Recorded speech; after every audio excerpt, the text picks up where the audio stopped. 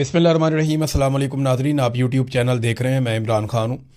ईरानी media ने भी Donald Trump के बयान की तरदीद कर दी है और जिसमें दावा किया था कि ईरान अमेरिका को तोहफ़ा दे रहा है और कुछ ऐसे जहाज़ आबनाए हुर्मुज़ में से गुज़र रहे हैं जिनके ऊपर पाकिस्तानी झंडे लगे हुए हैं। इस पे फिर बाद में इसहाक डार ने स्टेटमेंट दिया कि ईरान के साथ पाकिस्तान का कोई मामला हुआ है, जिसके बाद 20 टैंकर्स जो तेल से लदे हुए हैं उनको इजाज़त मिलेगी आबनाए हुर्मुज़ में से गुज़रने की। कुछ गुज़र गए हैं और 2 टैंकर्स रोज़ाना गुज़रेंगे। ग्राउंड के ऊपर इसकी तस्दीक नहीं हो रही। ईरान की जानिब से जब तोहफ़ों की बात उनसे पूछी गई तो उन्होंने कहा जी हमने अमेरिका को कुछ नहीं दिया। जो बड़े बाखबर सहाफ़ती ज़राए हैं ईरान में, या जो ईरानी मीडिया है जो ईरान की गवर्नमेंट को रिपोर्ट करता है, उन्होंने कहा है कि ईरान ने ट्रंप को किसी किस्म का कोई तोहफ़ा नहीं दिया और ना ही उनका कोई तोहफ़ा देने का इरादा है। ट्रंप झूठ बोल रहा है जिसके लिए वो जाना चाहता है, ये अब ईरान ने कहा है। अब दूसरा एक जो बड़ा सवाल है वो ये पैदा होता है कि अमेरिका और पाकिस्तान का दावा है कि सिर्फ पाकिस्तानी झंडों वाले टैंकर्स आबनाए हुर्मुज़ में से गुजर रहे हैं और उसकी इजाज़त है, जबकि ईरान का दावा है कि कोई भी ऑयल टैंकर अमेरिका को तोहफ़ातन नहीं दिया गया और देने की ज़रूरत भी नहीं है, क्योंकि अमेरिका के पास तो अपना बहुत ऑयल है, वेनेज़ुएला भी उसके पास है, वो यहाँ से वैसे भी 1% ऑयल लेकर जाता है, तो वो इतना उसको चाहिए भी नहीं। अब ये जो टैंकर्स गुजरे फिर ये किसके हैं? अगर ये अमेरिका को नहीं जा रहे और पाकिस्तान को तोहफे में ये बात मिली है या ये सहूलत मिली है, तो फिर स्कूल पाकिस्तान में बंद हैं। हमारे मुल्क में स्मार्ट लॉकडाउन की बातें हो रही हैं। हुकूमत जो है वो ये लॉकडाउन लगाने पे तुली बैठी है। हमारी ही क्रिकेट लीग जो है वो बगैर तमाशाइयों के हो रही है। फिर पेट्रोल की कीमतें भी सबसे ज़्यादा हमने बढ़ा दी हैं। तो मेरी समझ से बाहर है कि पूरे खित्ते में ऐसा कुछ नहीं हो रहा किसी मुल्क में जो कुछ पाकिस्तान में हो रहा है। वजह क्या है? वजह समझ नहीं आ रही। अगर आपकी सप्लाई चल रही है तो फिर आपको ये सारा कुछ करने की ज़रूरत नहीं है जो सारा कुछ आप कर रहे हैं। एक्चुअली पाकिस्तान की सप्लाई चल रही है, ये पाकिस्तान ने दावा किया है, और अगर सप्लाई चल रही है तो ये सारा कुछ ना करें। लेकिन करने का मकसद क्या है? ये वो खसारे पूरे करते हैं जो इनको बजट के अंदर है। पाकिस्तान के अंदर कारोबारी ज़िंदगी तकरीबन मुअत्तल है। लोग सरमायाकारी नहीं कर रहे, लोग पैसा लगा नहीं रहे। गुर्बत पाकिस्तान के अंदर लगातार बढ़ती चली जा रही है। अभी नए अदाद-ओ-शुमार आए हैं, अगले वीलॉग में आपके साथ हम इसकी डिटेल शेयर करेंगे। अब मामला ये है कि जितना पाकिस्तान की मईशत को तबाह कर दिया मौजूदा सरकार ने और मिलिट्री एस्टेब्लिशमेंट ने मिलकर अपने फ़ायदे के लिए, अब उसको कवर तो करना है। तो कवर करने के लिए इनके पास एक ही रास्ता बचता है, गैस, पेट्रोल और बिजली की कीमतें महंगी कर दें, अंधाधुंध टैक्सेस लगा दें, तनख्वाहदार तबके के ऊपर उसकी तनख्वाह में से टैक्स काट लें। तो यही उनके पास एक तरीका है जिससे वो 4 पैसे जमा करके अपनी हुकूमत बचाने की कोशिश करते हैं, या पाकिस्तान को डिफ़ॉल्ट से बचाने के लिए सारा बोझ पाकिस्तानी शहरियों पर ही डाल देते हैं। दुनिया में सबसे ज़्यादा जो हमायत है ईरान की, एक सर्वे आया उसके मुताबिक सबसे ज़्यादा जिस मुल्क में ईरान की हमायत है इस लड़ाई के दौरान वो पाकिस्तान है। 82% हमायत पाकिस्तान में है। सऊदी अरब में भी मुखालफत से ज़्यादा हमायत है। इसी तरह जो कीनिया है, तुर्की है, मिस्र है, बाकी ममालिक में भी काफ़ी हमायत मौजूद है ईरान के लोगों की या ईरान की हुकूमत की या ईरान की इस लड़ाई में इसराइल के मुकाबले में।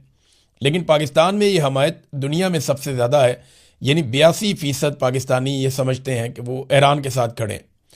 अच्छा, बाकी बीच में ज़्यादा वो हैं जो इसके ऊपर राय नहीं दे रहे, और बहुत थोड़े से बिल्कुल ना होने के बराबर ऐसे भी हैं जो ये कहते हैं कि जी इसराइल के साथ हैं। है तादाद थोड़े बहुत ऐसे भी होते हैं हर जगह पे। क्या ईरान और अमेरिका के बीच में जो सालिसी का किरदार पाकिस्तान अदा कर रहा है इसको किसी जानिब से तस्लीम किया जा रहा है? अमेरिका ने ये स्टेटमेंट दिया कि उसको कोई ऑफिशियल स्टेटमेंट ना समझा जाए पाकिस्तान में जो बातचीत हो रही है, यानी अमेरिका का ऑफिशियल मौक़िफ़ अलग होगा। ईरान ने इसके ऊपर क्या कहा ये आपको यहाँ से पता चल जाएगा। ये फॉरेन मिनिस्ट्री के जो तर्जुमान है ईरान के, उन्होंने स्टेटमेंट दिया कि अमेरिका की जो तजावीज़ हैं जो ईरान तक पहुँचाई गई हैं, या उसके जो मुतालबात हैं 15 जो ईरान तक पहुँचाए गए हैं, वो बड़े एक्सेसिव हैं और अनरीज़नेबल हैं, गैर माकूल किस्म के हैं, उनके ऊपर अमल नहीं हो सकता। फिर उन्होंने एक और जुमला बोला, Iran is not involved in Pakistan lead meetings, کہ پاکستان جن میٹنگز کا یا جن اجلاسوں میں شرکت کر رہا ہے، جو چیزیں کر رہا ہے، ایران اس کے اندر انوالو نہیں ہے۔ یہ ایرانی وزارت خارجہ کے ترجمان نے یہ بیان دے کر معاملہ کافی کلیئر کر دیا۔ وائٹ ہاؤس میں ایک سوال کیا گیا ٹرمپ ایڈمنسٹریشن سے، تو جو ترجمان ہے انہوں نے اس کا جواب بھی دیا۔ یہ پوچھا گیا کہ اتنا پیسہ امریکہ لگا رہا ہے اس لڑائی کے اندر، یہ پیسہ کون ریکور کرے گا، کہاں سے ریکور ہوگا، آپ کس سے مانگیں گے؟ اربوں سے مانگیں گے؟ تو انہوں نے کہا جی بالکل، یہ پیسہ اربوں سے ڈونلڈ ٹرمپ مانگیں گے، یہ اخراجات جو جنگ کے اوپر ہو رہے ہیں۔ دیکھیں، لڑائی جو ہے وہ اسرائیل کی ہے، یہ تو امریکہ کے اندر بھی لوگ کہتے ہیں کہ اسرائیل کی جنگ میں امریکہ اترا ہوا ہے۔ لڑائی اسرائیل کی ہے، لڑ اس وقت امریکہ رہا ہے، نقصان ہو رہا ہے عرب ممالک کا، اور جنگ کا خرچہ بھی عرب ہی اٹھائیں۔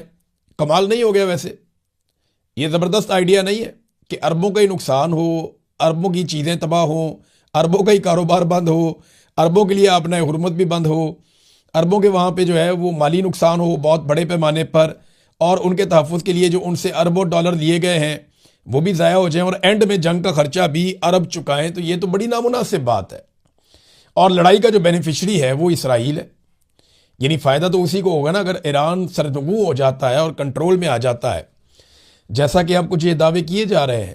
میں نے آپ کو بتایا تھا کہ اقوام متحدہ کے ایک سفیر محمد صفا نے یہ کہتے ہوئے ریزائن کیا کہ اس کے پاس یہ انفارمیشن ہے، اور کچھ دیگر لوگ بھی یہ دعویٰ کر رہے ہیں کہ ان کے پاس بھی یہ معلومات ہیں کہ دنیا بڑی خوفناک لڑائی کی طرف جانے والی ہے اگر آنے والے دنوں میں جلد یہ جنگ بندی نہ ہوئی تو اگر ایٹمی حملے والی بات سوچی گئی ہے یا کسی جگہ پہ ڈسکس کی گئی ہے جس کے اوپر اقوام متحدہ کے کان کھڑے ہوئے ہیں، ان کو یہ انفارمیشن پہنچائی گئی کہ آپ اپنی تیاری کر لیں کہ ایٹمی دھماکے کے بعد آپ نے کس قسم کا رد عمل دینا اور کون کون سی چیزیں کہاں کہاں پہ مینیج کرنی ہے، جس پہ اس سفیر نے اقوام متحدہ سے ریزائن کیا اور اپنے آپ کو الگ کیا اس سارے معاملے سے، اور انسانیت کے لیے اس نے اپیل کی پوری دنیا سے کہ اس سلسلے کو روکا جائے، اس سے بچا جائے۔ دیکھیں، اگر یہ معاملہ یہاں تک چلا گیا ہے تو پوری دنیا خطرے میں ہے۔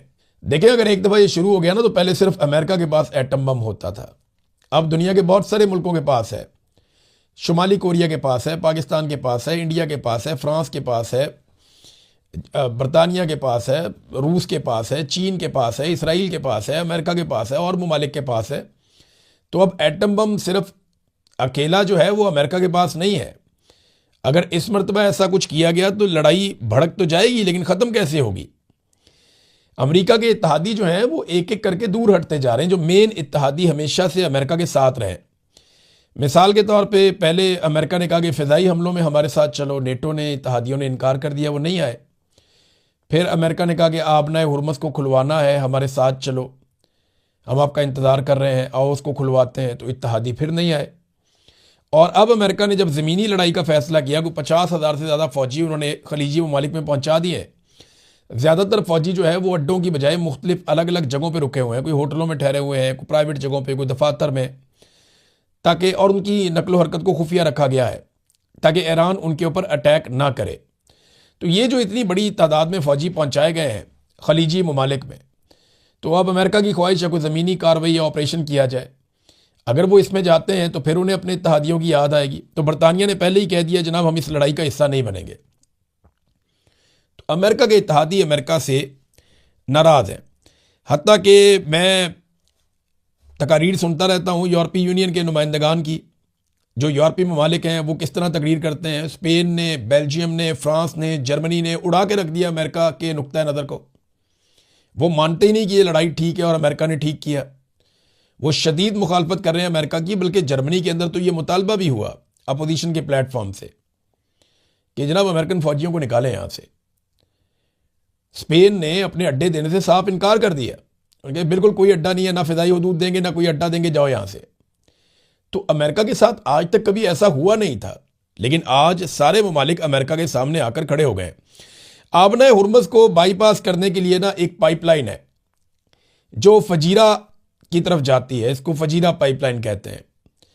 اب اس پائپ لائن کے ذریعے سے متبادل رستہ لیا جا رہا تھا کہ آبنائے ہرمز کو بائی پاس کرتے ہیں، پردی طرف سے تیل نکالیں گے۔ اس پائپ لائن پہ 2 جگہ حملہ ہوا ہے، یہ پائپ لائن آگ کی زد میں آ گئی ہے۔ تو اب اگر یہ ایران نے کیا ہے تو ایران تیل لے جانے کے دوسرے رستے بھی بند کر رہا ہے۔ دیکھیں نا، سمندر سے رستہ بند کرنا ذرا مشکل ہوتا ہے، پائپ لائن کو تباہ کرنا تو مسئلہ ہی کوئی نہیں ہے۔ جب آپ کی پائپ لائن سینکڑوں کلومیٹر پہ جا رہی ہے تو آپ کہیں پہ بھی دھماکہ کر سکتے ہیں، میزائل یا ڈرون مار سکتے ہیں، تو پائپ لائن آپ اڑا دیں، اس کے بعد سپلائی بند ہو جائے گی فوری طور پہ۔ ایسا ہی ہوتا ہے۔ تو اگر یہ ایران نے کیا ہے تو پتہ چل جائے گا، اور اگر کسی اور نے کیا ہے، کیونکہ کویت کے اندر میں نے آپ کو بتایا تھا پچھلے ویلاگ میں، واٹر سیلینیشن پلانٹ کے اوپر حملہ ہوا۔ کویت اپنا پینے کا جو پانی ہے اس کا لگ بھگ 90% وہ حاصل کرتا ہے سمندر کے پانی کو صاف کر کے سیلینیشن پوائنٹ کے ذریعے سے۔ تو اس کے اوپر ایک حملہ ہوا تھا، اور اب دعویٰ کیا جا رہا ہے کہ وہ حملہ ایران نے نہیں کیا بلکہ اسرائیل نے کیا ہے، اور یہ دعویٰ بھی ایران کی جانب سے کیا گیا کہ ہم نے ایسا کوئی حملہ نہیں کیا ہے۔ ناظرین، عراقچی ڈاکٹر عباس عراقچی جو وزیر خارجہ ہیں ایران کے، انہوں نے عرب ممالک کے لیے ایک سٹیٹمنٹ جاری کیا، خاص طور پہ سعودی عرب کے لیے۔ انہوں نے کہا جی کہ ایران بڑی عزت کرتا ہے سعودی عرب کی کنگڈم کی، ریاست سعودی عرب کی بہت عزت کرتا ہے ایران، اور انہیں بالکل اپنا بھائی سمجھتا ہے اس قوم کو۔ یہ ایران نے سٹیٹمنٹ دیا۔ اب وہ یہ کہہ رہے ہیں کہ ہم جو آپریشنز کر رہے ہیں، وہ جو جارحانہ عمل لے کر یہاں پہ دشمن آئے ہیں، ہم ان کے اوپر اٹیک کر رہے ہیں، جو ہمارے لیے ضروری ہے، اور یہ دشمن عربوں کے اور ایرانیوں کے مشترکہ دشمن ہیں، اور یہ ہمیں کوئی سیکیورٹی فراہم نہیں کر سکتے، یہ بھی انہوں نے کہا۔ اور آپ دیکھیے کہ ہم نے ان کے ساتھ کیا کیا اور ان کی فضائی طاقت کا کیا حال کیا، یہ کہتے ہوئے انہوں نے ٹویٹ کے نیچے فوٹو بھی لگا دیا۔ جو امریکی طیارے تباہ کیے ہیں ایران نے یونائٹڈ اسٹیٹس ایئر فورس کے سعودی عرب کے اندر، ساتھ عراقچی نے کہا جی دیکھیں ہم بڑی عزت کرتے ہیں سعودی عرب کی، ہمیں بہت پیار ہے، ہمارے بھائی ہیں، ہم صرف دشمنوں کو مار رہے ہیں جو ہمارے اور عربوں کے مشترکہ دشمن ہیں، یہ ہماری حفاظت نہیں کر سکتے۔ اور ساتھ ہی انہوں نے اینڈ میں یہ تصویر لگائی اور یہ کہا کہ high time to eject United States forces, کہ یہ بہترین وقت ہے کہ یہاں سے امریکی افواج کو نکال دیا جائے خطے میں سے۔ یہ عراقچی نے ایک مطالبہ کیا ہے اور ایک پیغام دیا ہے۔ ناظرین، ایرانی ہیکرز نے اسرائیل کے کچھ CCTV کیمراز جو ہیں ان کو ہیک کر لیا تھا، اور ہیک کرنے کی جو وجہ سمجھ آ رہی ہے، یہ وال سٹریٹ جرنل نے یہ خبر دی ہے، اور اسرائیل کے اندر سے سورسز کے حوالے سے انہوں نے یہ خبر دیتے ہوئے بتایا کہ ایران کے جو ہیکرز ہیں انہوں نے اسرائیل کے اندر تباہی کے ثبوت اکٹھے کرنے کے لیے وہاں کے کیمراز کو ہیک کیا، کیونکہ اسرائیل دیکھیں نا چیزیں سامنے آنے نہیں دے رہا، وہ بتاتے ہی نہیں ہے، کوئی رپورٹ کرتا ہے اس کو اٹھا کر جیل میں ڈال دیتے ہیں۔ تو اسرائیلیوں کی پالیسی بہت سخت ہے، انہوں نے سینسرشپ لگائی ہوئی ہے کہ جنگ میں ہونے والے نقصانات، لاشیں، زخمی وہ بالکل نہیں دکھانے، اس سے خوف پھیلتا ہے اسرائیل کے اندر۔ تو اب اسرائیل کے اندر نقصان کیسے دکھایا جائے؟ تو ایران نے وہاں پہ اپنے ہیکرز کے ذریعے سے کیمروں کو ہیک کیا، اور یہ 50 کے قریب سیکیورٹی کیمرے ہیک کیے گئے، جن کے ذریعے سے وال سٹریٹ جرنل کی خبر کے مطابق ایران نے وہ فوٹیج حاصل کی ہے جس میں اسرائیل میں ہونے والی تباہی کو دکھایا جا سکتا ہے۔ بلومبرگ کی ایک خبر ہے، یہ بھی امریکن میڈیا ہے، اور اس کی خبر کے مطابق ایران کی پارلیمنٹ نے آبنائے ہرمز پر ٹیکس کے نفاذ کا بل منظور کر دیا ہے، یعنی اب قانونی اور آئینی طور پر ایران آبنائے ہرمز سے ٹیکس اکٹھا کر سکتا ہے، یعنی اب وہاں سے جو بحری جہاز یا ٹینکرز گزریں گے وہ ایران کی شرائط پہ گزریں گے، اور ایران وہاں سے ٹیکس بھی اکٹھا کرے گا۔